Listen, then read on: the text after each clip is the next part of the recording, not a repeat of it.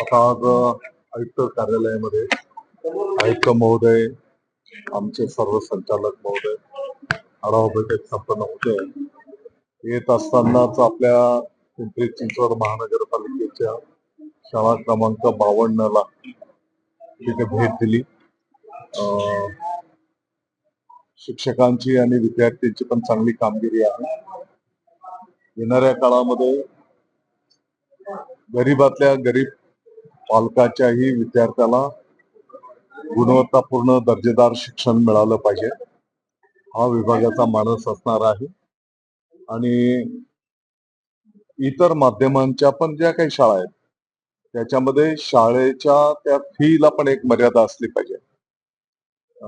या विषयावर विभाग काम करेल. तुम्ही आता जो उल्लेख केला 10वी-12वीचे परीक्षा,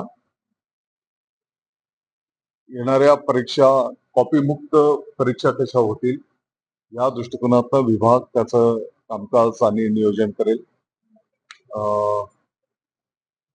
याचा पूर्ण आराखडा प्रारूप आम्ही तयार केलेला आहे आणि त्या पद्धतीने मंत्रालय पातळीवरनं त्याचं नियोजन त्या ठिकाणी केलं जाईल आणि कॉपीमुक्त परीक्षा कशा होतील या दृष्टिकोनातून विभाग त्याचं नियोजन. तर मध्यंतरी केंद्राचा एक रिपोर्ट आलेला होता ज्यामध्ये राज्यात आणि देशातल्या काही शाळांमध्ये कम्प्युटर नाहीये, ज्या ठिकाणी कम्प्युटर आहे तिथे इंटरनेटची सेवा नाही अशी परिस्थिती होती. तर राज्यात नेमकी काय परिस्थिती आहे, किती शाळांमध्ये हे कम्प्युटर आहेत किंवा नाहीयेत, असे काही आकडेवारी घेतली? मला वाटतं की विभागाचा आढावा आता घेतो आहोत. तुम्ही म्हणता त्या पद्धतीने काही ठिकाणी वस्तुस्थिती पण असेल ती स्वीकारू आम्ही. काही ठिकाणी विजेच्या कनेक्शनच्या पण अडीअडचणी आहेत. येणाऱ्या काळामध्ये प्रत्येक शाळा सोलरवर कसं जाईल याही दृष्टिकोनातून मुख्यमंत्री महोदयांकडे आम्ही विनंती केलेली आहे. सर, दुसऱ्या टप्प्यामध्ये शिक्षण भरती जी आहे पोर्टलच्या माध्यमातून याआधी पोर्टलच्या वेगवेगळ्या तक्रारी ज्या आहेत त्या समोर आलेल्या होत्या. दुसऱ्या टप्प्यामध्ये शिक्षण भरती शिक्षकांची भरती होणार आहे ती साधारणतः किती असणार? म्हणजे जिल्ह्यामध्ये 10% ज्या जागा रिक्त आहेत तेवढ्या जागा भरल्या याचं पण नियोजन चालू आहे आणि दुसऱ्या टप्प्याची भरतीच्या संदर्भामध्ये सगळी आकडेवारी वगैरे एक 8 दिवसात आम्ही तुमच्या सर्वांच्या समोर ठेवू. सर, साधारणपणे सीबीएसईचे जे विषय आहेत ते आपण काही एसएससी मध्ये पण इन्क्लूड करणार होतो विद्यार्थ्यांना अधिक ज्ञान देण्यासाठी. त्याच्या संदर्भात आपण कुठपर्यंत त्या प्रोसेसमध्ये गेलो? सीबीएसई पॅटर्न मराठीमध्ये घेण्याच्या संदर्भामध्ये पण नियोजन प्रगतीपथावर आहे. मला वाटतं की येणाऱ्या शैक्षणिक वर्षामध्ये पहिली वर्गाला आपण ते स्वीकारतो आहोत आणि सीबीएसईचे उदाहरणार्थ इतिहास त्याच्यामध्ये आपण राज्यव्यापी इतिहासला त्या ठिकाणी प्राधान्य देऊ.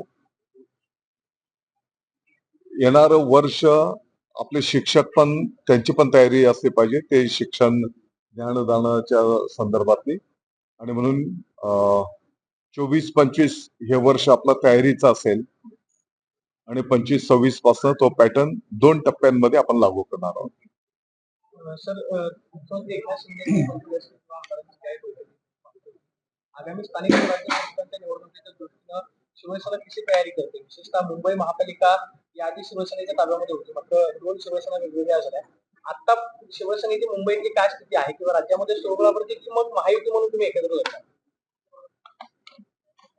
जिथपर्यंत शिवसेनेचा विषय आहे, हिंदू हृदय सम्राट शिवसेना प्रमुख माननीय बाळासाहेबजी ठाकरे, धर्मवीर आनंदजी दिघे साहेबांच्या आशीर्वादाने माननीय उपमुख्यमंत्री महोदय एकनाथजी शिंदे साहेबांच्या नेतृत्वाखाली आम्ही जे काम करतो, शिवसैनिक कधीही निवडणूक असू दे त्या निवडणुकीला तो तयार असतो. शिवसेना प्रमुखांनी जे ब्रीद दिलेले 80% समाजकारण आणि 20% राजकारण, या अनुषंगाने प्रत्येक शिवसैनिक काम करत असतो. तो सतत जनतेमध्ये असतो आणि म्हणून निवडणुकीची काही चिंता नाही. जिथपर्यंत युती महायुती या संदर्भातला निर्णय माननीय मुख्यमंत्री महोदय, दोन्ही उपमुख्यमंत्री महोदय एकत्रितपणे बसतील, ते जे निर्णय करतील त्याची अंमलबजावणी आम्ही सगळे मिळून. मध्यंतरी शिवसेनेकडून जे बाळासाहेब ठाकरे यांचं स्मारक होते त्या पदावर उद्धव ठाकरे आहेत, आदित्य ठाकरे आहेत, त्यांची हक्कलपाटी करावी अशी मागणी शिवसेनेकडून करण्यात आलेली होती. तर त्या संदर्भात आता काही मुख्यमंत्र्यांना तुम्ही भेटून याबाबतची मागणी करणार आहात? या संदर्भामध्ये आमची काही चर्चा झालेली नाही. मला वाटतं की ज्या मंत्र्यांकडे जे काही विभाग आहेत त्या विभागाचं सकारात्मक कार्य संपन्न झालं पाहिजे. जनतेच्या संपर्कात आपण सर्वजण राहिलो पाहिजे, अशी साधक बाधक चर्चा झाली. तुम्ही याआधी कृषीमंत्री पदावर काम केलेलं आहे. डीबीटी योजनेमध्ये बदल करण्यात आला, म्हणजे धनंजय मुंडेंनी कृषीमंत्री पदाची जबाबदारी घेतली आणि डीबीटी योजनेमध्ये पदाची जबाबदारी घेतली आणि डीबीटी योजनेमध्ये बदल झाला म्हणून मुंबई उच्च न्यायालयाच्या नागपूर खंडपीठामध्ये याचिका दाखल करण्यात आली होती. कोर्टानं असं विचारलं की डीबीटी योजनेमध्ये बदल का करण्यात आला. 2400 रुपयाचा जो कृषी पंप होता तो 3400 रुपयांना का करण्यात आला, किंवा जी ऑर्डर आधी देण्यात आलेली आहे त्याचा फटका सर्वसामान्य या संदर्भातली मला काही माहिती नाही. मी माहिती घेऊन त्या विषयावर भाष्य करेन. तर काल सैफ अली खान यांच्यावर जो हल्ला झाला, त्याआधी 2 दिवसापूर्वी शाहरुख खानच्या घरावर सुद्धा घुसण्याचा प्रयत्न आहे तो काही संशयितांनी केलेला आहे. अभिनेत्यांना कुठेतरी आता टार्गेट केलं जाते अशा पद्धतीने. काल सैफवर जो हल्ला झालाय तो आरोपी अजूनही अटकेत नाही. आता अपडेट मिळते की एकाला ताब्यात घेतलेलं आहे. काल जी घटना झाली ती तर वस्तुस्थिती आहे, परंतु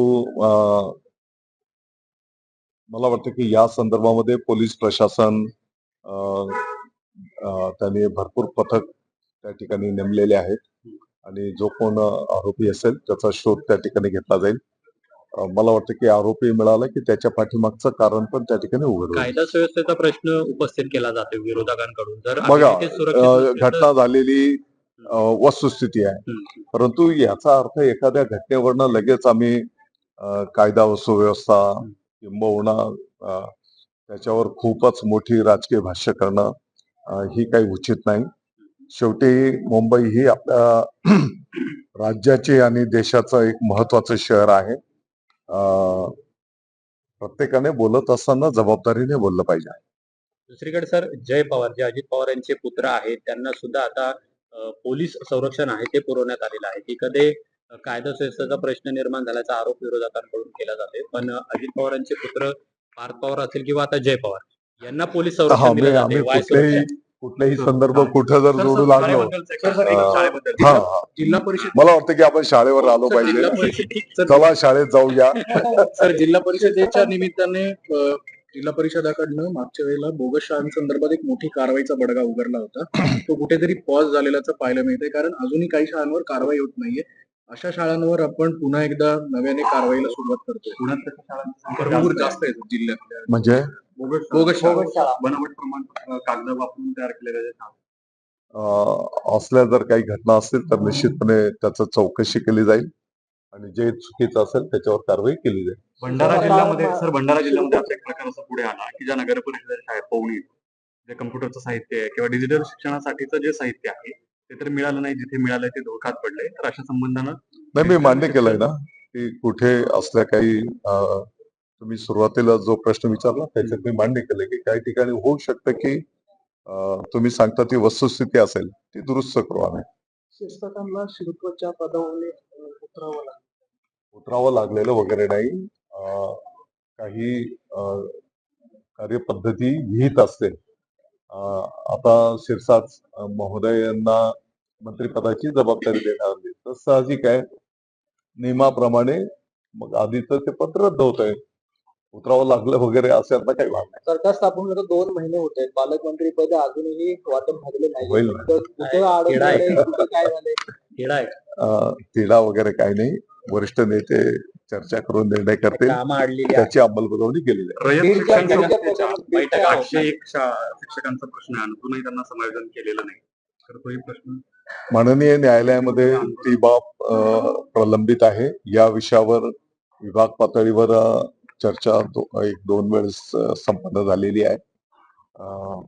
माननीय न्यायालयामध्ये ही बाब प्रलंबित असल्यामुळे त्याच्यावर विभाग चर्चा करून मार्ग काढेल. माननीय न्यायालयाच्याही निदर्शनास ती बाब आम्ही आणून देऊ.